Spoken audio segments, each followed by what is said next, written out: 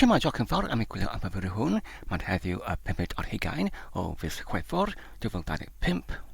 Felly, i mewn yn y fideo hwn, dwi'n mynd nid i arddangos unrhyw beth, ond i ymadrodd fy hanes ynglyn â sut datrysais i trefferth ordyn yn ei ymrofi berthnasol i'r ailosodiadau o'r cyfrinair ar gyfer yr adweinydd, ar gyfer yr BIOS neu BIOS yn Saesnig, ar gyfer yr cyfrifiadur hwn, sef y del optiplex, rhif y model neu rhagdelw 7.1.1, gyda'r maint o'r SFF neu'r small form factor neu'r elfen ffurf bychan. Felly, beth ydy'r BIOS yn gwmws? Wel, mae'r lythyrau o'r gair BIOS, BEOS, yn canllwylio y geiriau Saesnig Basic Input-Output System, neu'r cyfundrefn mewnbyniad a byniad sylfaenol. Felly, i dod i mewn, neu i ymgyrchu ar system neu cyfundrefn hwn, yn arferol, mae angen rhaid i ni i bwyso ar botymau F1 neu F2 pan y mae'r cyfrifiadur yn dechrau ar gyfer cyntaf tro pan ydyn ni'n pob tro yn pweru i fyny periant, sef y cyfrifiadur. Yn arferol, mae'r hwn cyfnod byr cyn arangosad o'r logo neu'r masnachnod ar gyfer cyfrifiadur weithrededd, enghraifft Windows yn arangos ar y sgrin, lle mae'r enghraifft ydyn yn gweld efallai masnachnod neu logo o'r gwneithurwr ar gyfer y periant, sef y manufacturer a gwneithurwr ar gyfer periant yn arangos ar y sgrin, neu yma'r sgrin yn hollol di. Felly pan ydyn yn pwyso ar y botymau F1 neu F2, aml o weithiau y pryd hwn, felly yn arferol mae gyda ni diwylliant i dod i mewn i'r rhongwyneb ar gyfer y BIOS. Felly, beth ydy'r bwriad neu diben o'r rhongwyneb hwn? Felly, mae'r rhongwyneb hwn yn rheoli gosodiadau ar gyfer y periant yn ytrach nac pan ydyn yn dechrau Windows, ydyn yn dod i mewn yn gosodiadau ar gyfer Windows i gosodiadu enghraifft adnoddau i mewn yn Windows, enghraifft y lliw o'r ffenestri neu'r llun ar gyfer cefndir ar y deddfrig ac yn y blaen, ond pan ydyn yn dod i mewn yn trolifor ar gyfer BIOS fan yma, y rhongwyneb BIOS, felly ydyn yn gallu gosodiadau ar gyfer y periant, enghraifft ynglyn ar dilyniad neu sequence ar gyfer trefn o'r cychwyneddio o'r cyfrifiadur, enghraifft os mae gyda ni llwytogrwydd o'r dyfeisiau neu'r ermygiadau lle ydyn yn achub meddalwedd ar gyfer cyfrifiadur weithrededd. Felly, oedd bar ermygiad neu dyfais i darllen yn gyntaf i cychwyneddio periant, oedd wrth y disg caled, neu oedd wrth y ffôn USB, neu os mae'r periant wedi extrychlu gyda rhyw fath o'r rhwydwaith, oedd wrth rhyw fath o'r gwenydd ar rhwydwaith enghraifft, ac hefyd os ydyn eisiau i gosodiadu dyddiad ac hefyd amser ar gyfer periant enghraifft ydyn gallu ar y sgrin fan yma blocio i'r diwylliad ar gyfer dyddiad ac hefyd amser i'n gosodiadu hynny ar gyfer y periant. Felly, os ydyn yn llofnodi mas o'r Windows, felly mae'r periant hwn yn cadw'r dyddiad ac hefyd amser cywir, ac hefyd fan yma mae gyda ni ambell mwy o'r cydfyfraethau o'r cyfundrefn ar gyfer y Caledwedd, ac hefyd fan yma mae gyda ni a diwylliad ar gyfer gweledolyn, ac wedyn fan yma, os mae gyda ni rhyw fath o'r gofal ar gyfer diogelaeth, enghraifft os ydyn yn ymddidori ein hunain i mewn yn diogeledd o'r cyfundrefn ar gyfer periant, os mae'n cynnwys enghraifft data sydd yn synhwyroliedig neu sensitif, synhwyroliedig, enghraifft, yn gallu cymwyso am beth mwy o'r haenau ychwanegol ar gyfer yr diogeledd o'r data drwy'r cymwysio yr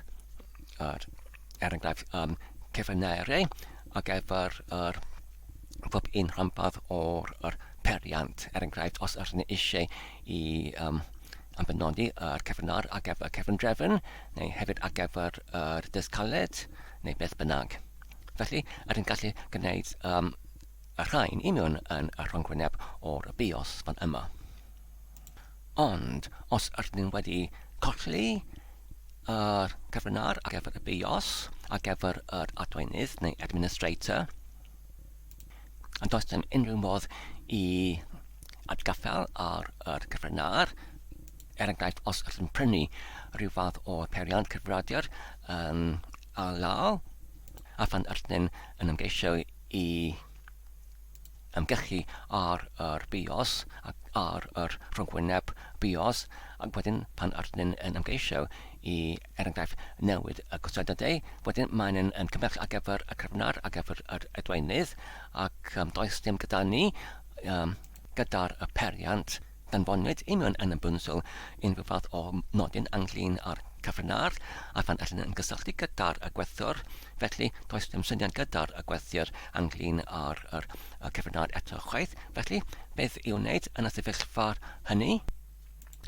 Felly, dyma beth a oedd digwyddodd i mi pan brynais i yr cyfrifiadur hwn. Felly, oherwydd roedd angen i mi i newid yr dilyniad o'r cychwyneiddio o'r periant, sef y cyfrifiadur, oedd i wrth yr ymygydau gwahanol, enghraifft, oedd yn eisiau ar gyfer yr periant i cychwyneiddio, oedd i wrth yr ffôn ysbu yn y trachnag yr dysgaled yn gyntaf, a phan wrthyn yn ymgeisio i gwneud yr newidiadau i mewn yn y gosodiadau anghredol. Felly, nad oeddwn yn gallu gwneud hynny oherwydd nad oedd gyda fi yr cyfrinair cywir. Felly, beth i'w wneud? Felly, yn dibynnu ar yr model neu ragdelw o'r cyfrifiadur, felly mae gyda ni amrywaith o'r awgrymiadau. Felly, ar y tudalen fan yma, mae'n argymell i troi ffordd yr cyfrifiadur ac wedyn i datgysylltu yr cordyn pŵr oedd wrth y cyfrifiadur ac wedyn i leoli yr neidwyr ar gyfer yr aldachreuad ar yr bwrdd yr cyfrindrefn ac wedyn i dynnu yr pylchgyn yr neidwr oedd wrth yr pindau neidwr ar gyfer y cyfrinair ac wedyn i pweru i fyny heb neidwr pylchgyn neu'r tyno i glirio yr cyfrinair ac wedyn i aros nes yma'r dethrig yn cael eich llwythwyd ac wedyn i cael lawr y cyfrifiadur ac wedyn i ailosod yr neidwr neu'r pylchgyn neu'r tyno ar gyfer yr neidwr i mewn yn y llewllad gwreiddiol. Felly, gwnaeth i hynny ac nad oedd hynny yn gwneud dim byd o gwahaniaeth o gwbl. Rhywle arall, mae'n argymell i odynnu mas yr batri neu'r diffystiant, sef batri y diffystiant oedd wrth mewn bwrdd ac wedyn i achos oedd eiti yr deg eiliad ac wedyn i adasod unwaith eto. Felly, yn profais i hynny ac nad oedd hynny yn gweithio eto chwaith. Ac wedyn, darganfes i y dudalen yma sydd yn awgrymu neu argymell i troi ffordd yr cyfrifiadur ac wedyn i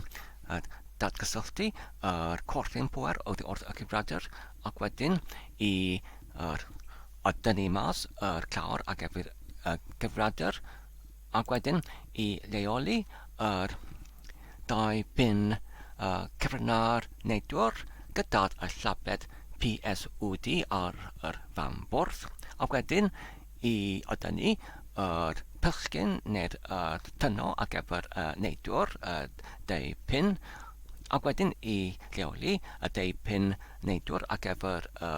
CMOS neu ECMOS, labedwyd gyda'r lythrennau RT, EC, RST ar yr mambwrdd, ac wedyn I symud yr pylchyn neu'r tyno neidwr, y deipyn, oddi wrth yr neidwr cyfrinair i'r pinnau a'r neidwr ar gyfer yr CMOS neu ECMOS. Ac wedyn I pwyru I fyny yr cyfrifiadur trwy'r I pylchynnu mewn neu I cydio mewn y tyno ar gyfer yr pŵer, neu'r ar gyfer yr cortyn ar gyfer pŵer, ac wedyn I achos ar gyfer y deg eiliad ar gyfer yr ECMOS I gleirio. Felly, beth ydy'r CMOS neu ECMOS? Felly, mae'r geri ECMOS yn cynrychioli y geri Saesnig Complementary Metal Oxide Semiconductor neu'r lled gleidydd neu'r hanner gleidydd, ocsid fetal, cyflenwadol neu'r cyfeiliadig. Felly mae'r hwn fath o'r transistor neu'r traws wrthsefyllwr, gwneithpwyd oddi wrth y defnydd sydd yn gweithredu fel yr hanner gleidydd, ocsid fetal, cyflenwadol. Felly, trwy defnyddio yr traws wrthsefyllwr neu transistor ECMOS neu'r hanner gleidydd, ocsid fetal, cyflenwadol, felly yn gallu adosodiadu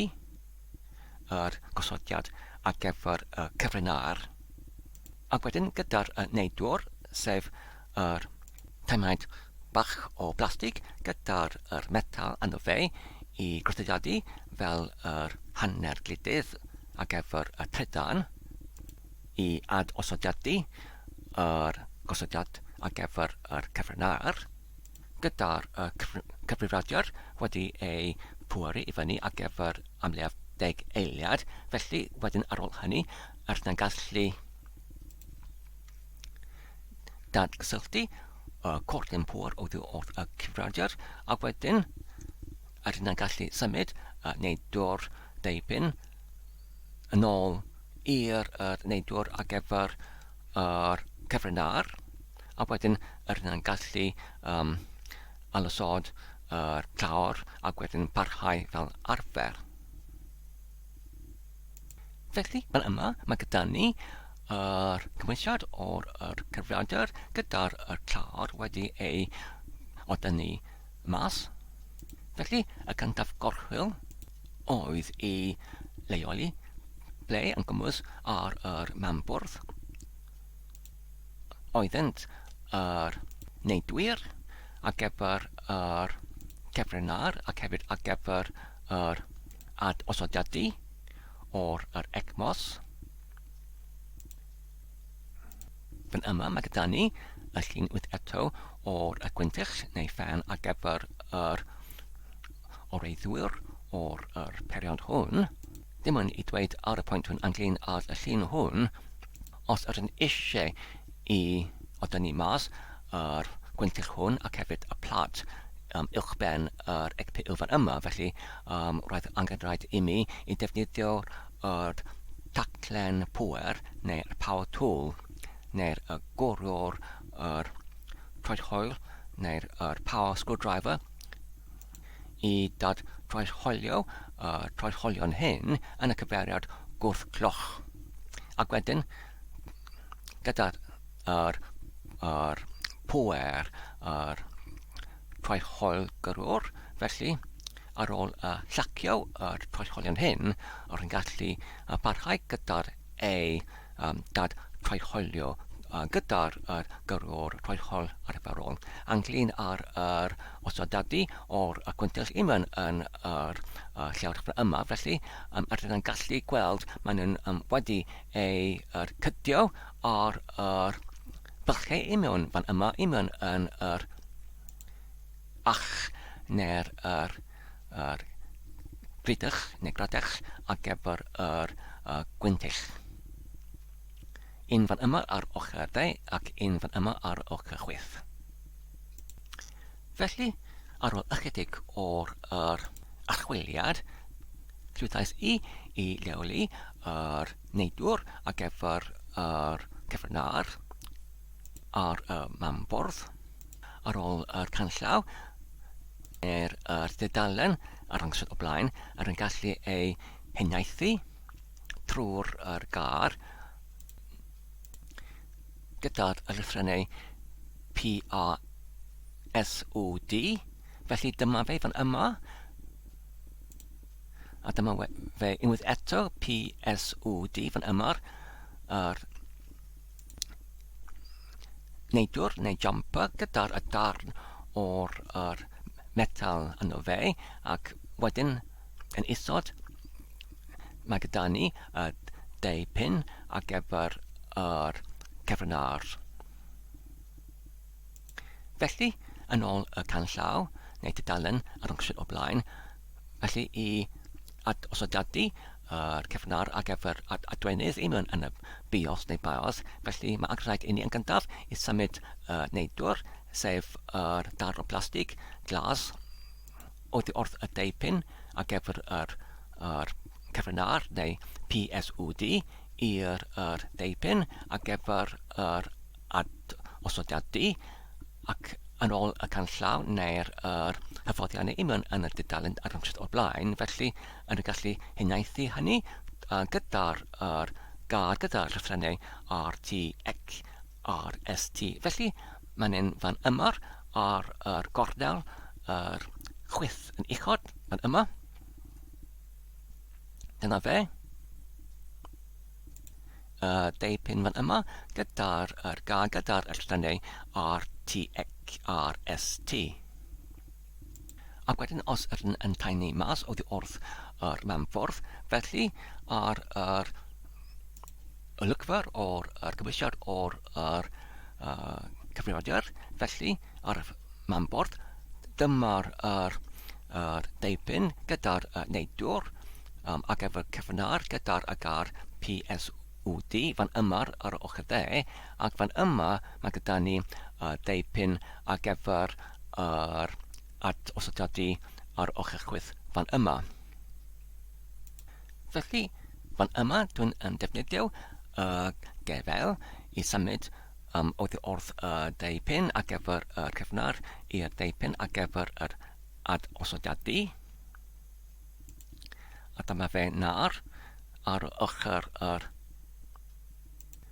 10 fan yma, mae gyda ni y 10 pin ar gyfer y cyfrinair heb yr neidwr plastig glas, ac wedyn fan yma ar ochr 6 mae gyda ni y 10 pin ar gyfer yr osodiadu gyda'r neidwr plastig glas fan yma.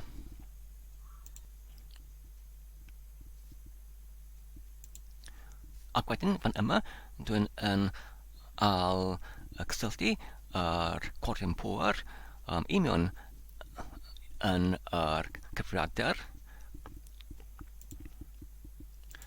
ond pan dwi'n gwneud hynny nawr gyda'r clar yn ôl ar y cyfrifiadur, does dim unrhyw beth yn digwydd, does dim unrhyw sŵn yn digwydd, neu unrhyw beth trydanog sydd yn digwydd i mewn yn yr cyfrifiadur. Nid ydy'r cyfrifiadur yn pweru o gwbl. Ac wedyn, ar ôl hynny, gyda'r cordion pŵer wedi ei tynnu mas oddi wrth y cyfrifiadur, ac ar ôl y claw wedi ei odynnu mas oddi wrth y cyfrifiadur hefyd. Felly, symudais i unwaith eto trwy defnyddio gefel neidwr glas plastig oddi wrth yr 10 pin ar gyfer yr osodiadu ar ochr 6 yn ôl i'r 10 pin ar ochr 10 gwreiddiol ar gyfer yr cyfrinair, ac wedyn bwrais i fyny y cyfrifiadur, ac wedyn mae'r neges hwn yn argos ar y sgrin. Felly ar y pwynt hwn yn arfol, os ydyn eisiau i dod i mewn i'r rhwngwyneb ar gyfer y BIOS, felly ydyn yn arfol yn pwyso ar y botwm F2, felly gwnaethum hynny ar y tro hwn. Ac wedyn mae'r rhwngwyneb ar gyfer yr BIOS yn arangos fel arfer. Ond pan ymgeisas i osodiadu yr cyfrinair ar gyfer yr adweinydd i mewn yn y BIOS, cyfrafiais i gyda'r un trwyddedion fel o blaen, sef nad oedd unrhyw beth wedi newid. Roedd y rhwngwyneb yn yr un fath fel o blaen yn cymell ar gyfer yr cyfrinair ar gyfer y adweinydd cyn adael i mi i newid unrhyw beth, ac nad oedd y rhwngwyneb yn caniatáu i mi i osodiadu y cyfrinair hynny. Wedyn, tynais i yr cordyn pŵer allan o'r cyfrifiadur ac wedyn godynais i unwaith eto y clawr oddi wrth yr cyfrifiadur ac wedyn archwiliais i efallai ar gyfer rhyw fath o'r haciad neu'r daprisiad arall. Wedyn fe digwyddodd i mi syniad arall oherwydd dwi'n wedi gwneud yr un gorchwil hwn llawer o'r weithiau o blaen i mewn yn llawer o'r cyfrifiaduron eraill o'r blaen trwy'r flynyddoedd o'r blaen, ac dwi'n yn hollol cyfarwydd gyda'r gorchwil hwn, sef i osodiadu yr cyfrinair ar gyfer y adweinydd i mewn yn yr rhwngwyneb ar gyfer yr BIOS, ac mae'r hwn yn arferol yr un gorchwil sydd yn mewngglymu yr un traedfedd, sef mae angen i ni yn gyntaf i leoli yr piniau ar gyfer yr cyfrinair neu'r osodiadu o'r BIOS ar y mewnbwrdd, ac yn arferol mae'r rhain yn cynnwys nid y 10 pin ond y 4 pin. A beth sydd yn digwydd yn arferol yw yn gyntaf rydyn yn symud yr neidwr plastig oddi wrth yr 10 pin greiddiol, ac wedyn i'w symud nhw i'r 10 pin ar ei ochr i mewn yn yr un 4 rongl neu y sgwar neu'r sipin o'r 4 pin, ac wedyn rydyn yn pwer i fyny y cyfrifiadur ac wedyn yn achos ar gyfer yr sain o'r 2 bip, ac pan rydyn yn clywed y 2 bip, felly yn gallu pwer i lawr y cyfrifiadur ac wedyn yn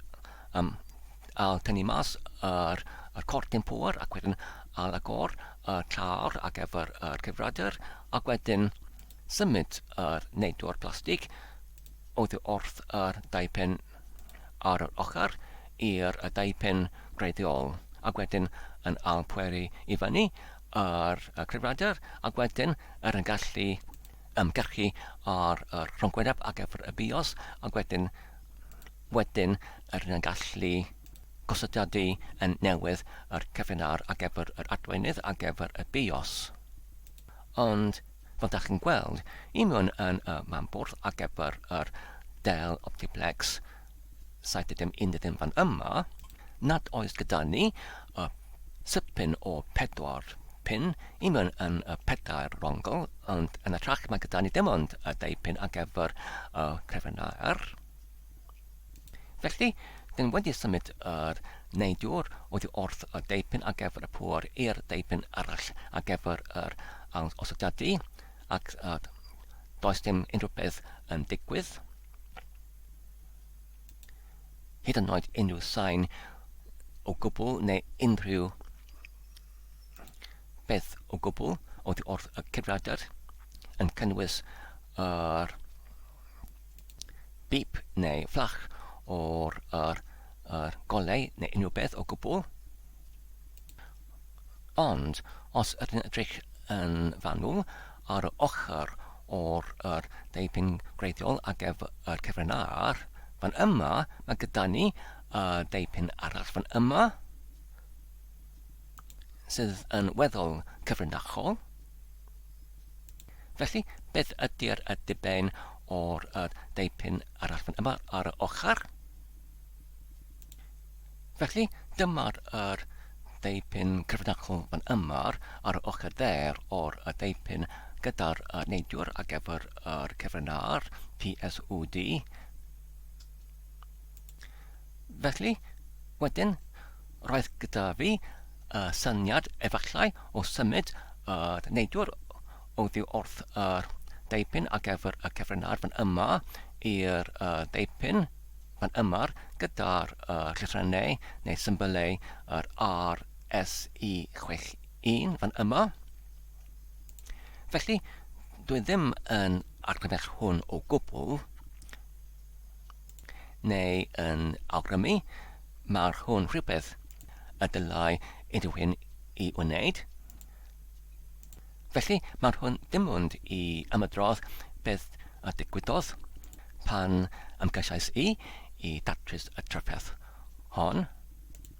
Felly, symudais i yr neidwr glas plastig oddi wrth yr deipyn ar gyfer yr PSOD i'r deipyn ar gyfer yr RS161 ac wedyn pwrais i fyny y cyfrifiadur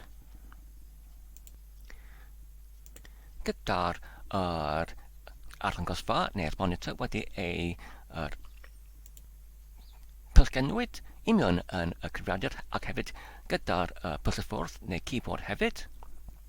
Ac wedyn arhosais i ar gyfer yr periant i pweru i fyny ac hefyd Windows ac hefyd y desfig i arddangos ac wedyn pwerais i lawr yr cyfrifiadur ac wedyn pethais i allan yr cordyn pŵer oddi wrth y cyfrifiadur ac garais i unwaith eto a clawr ar gyfer y cyfrifiadur ac wedyn symudais i unwaith eto yr neidwr plastig oddi wrth y deipyn ar gyfer yr RS161 yn ôl i'r deipyn greiddiol ar gyfer y PSOD. Ond fel gwrbyllwyd o'r blaen, dwi ddim yn awgrymu unrhyw un i wneud hyn o gwbl oherwydd mae'r modd hwn yn hollol answyddogol. Ac wedyn, pwerais i fyny yr cyfrifiadur gyda'r arddangosfa ac hefyd y pysylffordd wedi ei pylchgwynwyd mae'r cydwyd i mewn yn y cyfrifiadur ac wedyn pwysais i yr F2 am i waith o weithiau i dod i mewn i'r rhwngwyneb ar gyfer y BIOS ac wedyn diwysais i diwysiad ar gyfer yr ailosodiadau o'r cyfrinair ar gyfer yr adweinydd neu administrator ar gyfer y BIOS ac fel ydych chi'n gweld fan yma i mewn yn y llun fan yma. Felly nawr mae'n dweud nid ydy'r wedi ei gosodwyd. Felly os ni'n gallu i mewnbynnu yr cyfrinair newydd ac wedyn clicio ar y botwm iawn ac wedyn fel ydych chi'n gweld nawr mae'n dweud mae'r cyfrinair newydd wedi ei derbenwyd. Ac wedyn, pan dwi'n yn amydal oddi wrth y rhwngwyneb ar gyfer y BIOS, ac wedyn pweru i fyny unwaith eto, ac wedyn dychwelyd i'r rhwngwyneb ar gyfer yr BIOS, nawr mae gyda ni yr gard sy'n dweud mae'r BIOS wedi ei clywed. Felly os ydyn ni eisiau i datgloi yr BIOS i gosodiadau neu i newid y gosodiadau, felly mae angen rhaid i ni i pwyso ar y botwm fan yma gyda'r gar unlock neu datgloi. Y tro hwn, beth sy'n digwydd yw, nawr unwaith eto mae'n cymell ar gyfer y cyfrinair ac nawr, fel ydych chi'n gweld, mae'r gar ar gyfer y botwm yn troi oddi wrth datgloi i'r llwytho yr awellion sydd yn arddecau mae'r cyfrinair wedi cael ei derbyn ac nawr dwi'n gallu newid yr gosodiadau ar gyfer yr BIOS. Ac nawr i mewn yn y fideo hwn, mae'r hwn yn arddangos dwi'n yn gwneud yn gwmpas hynny, sef dwi'n gallu ymgyrchu ar gosodiadau ar gyfer y dyluniad ar gyfer yr cychwyniadau o'r periant i mewn yn y BIOS fan yma. Felly, ar y pwynt hwn, dwi'n meddwl mae'r fideo hwn yn digon hir. Diolch yn fawr am eich gwylio. Dwi'n gobeithio ydych chi wedi mwynhau ac yn ei darfod yn defnyddiol. Peidiwch ag anghofio I tanysgrifio ac I hoffi ac I gyfrannu. Tan y tro nesaf, cadwch yn saff ac yn iach a hwyl.